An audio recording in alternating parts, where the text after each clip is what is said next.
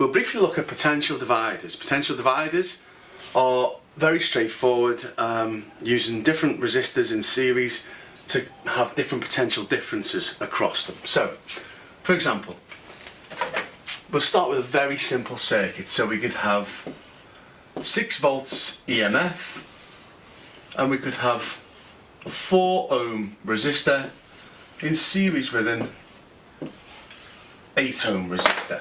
Now, it is very straightforward to work out what the potential difference across each component is. Traditionally, we would have said, using R is V over I, we would say, well, what's the current in the circuit? And obviously the current in the circuit, A, is, we know the total resistance is 12, and I is V over R, which is 6 over 12, which is 0.5 amps. Now, because we know the current is 0.5 amps, working out the potential difference across each component is very straightforward, because we can just say V equals IR, which in this case here, V equals the current, which is 0.5, times the resistance, which is 8, which would give us 4 volts. Using exactly the same method, this here would give us 2 volts. We would do our checks and see that 2 plus 4 equals 6, so we know we've done it correctly. However, there's a much more straightforward way using potential dividers to work out the potential difference across each of these components.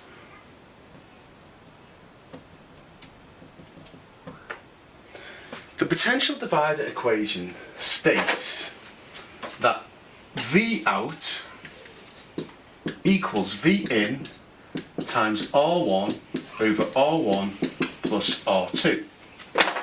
And all that's saying is this: if we have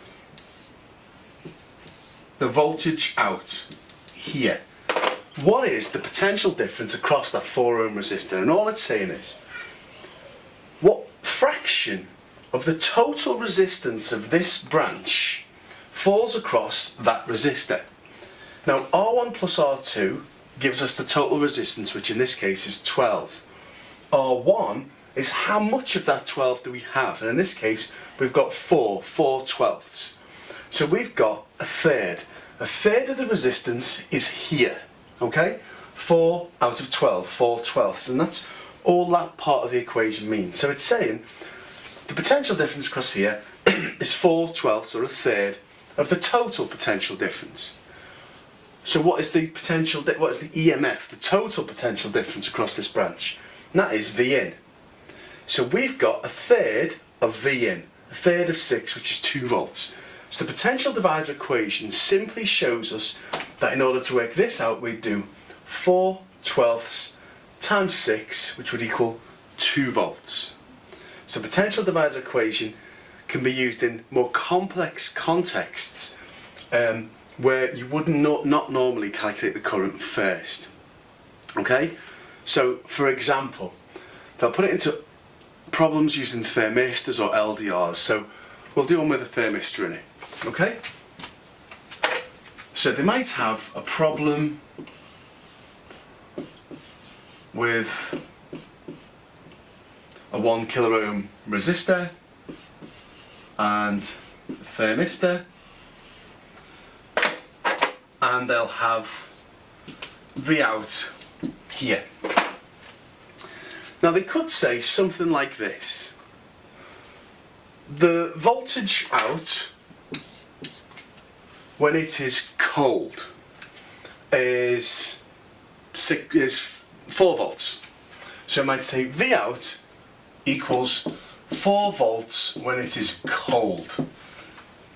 Now hopefully you remember, when it's cold, the resistance of our thermistor is incredibly high, okay? So when it's cold, then resistance is high. So if we've got 4 volts out and the resistance here is high, we need to think, what's going to happen to the voltage out if it gets hot? So at the moment, we know the resistance of this is high. Not high enough actually given the numbers, but it's high. So what would happen to the potential difference here if it warmed up? Now if it warmed up, the resistance of this, which is currently rather high, it's a few hundred ohms, if this was warmed up, the resistance would go down and down and down and down and down. Now let's think of it as having a very small resistance, like 1 or 2 ohms. So now we think, okay, if this is just 1 or 2 ohms because it's very hot and the resistance has gone down, what fraction of the total potential difference, or the total resistance, if you like, is here? Now we've got 1,000 out of 1,002 or 1,001. So basically it's got 99.9% of the potential difference, or of the resistance, and therefore almost all of the 6 volts will fall across this here. So if this circuit gets hot, V out will go up and tend towards 6 volts as the resistance of this tends towards 0. Okay? If the resistance of this went really, really, really high, then this would go down, because this resistance would get bigger and bigger and bigger, and this would have a bigger percentage of the total resistance and therefore a bigger percentage of the voltage. But in the case where it's hot and this tends towards 0, a very low resistance, then the potential difference would fall across this one and this would go up to almost 6. Okay? So that's normally the context in which they ask questions on potential dividers.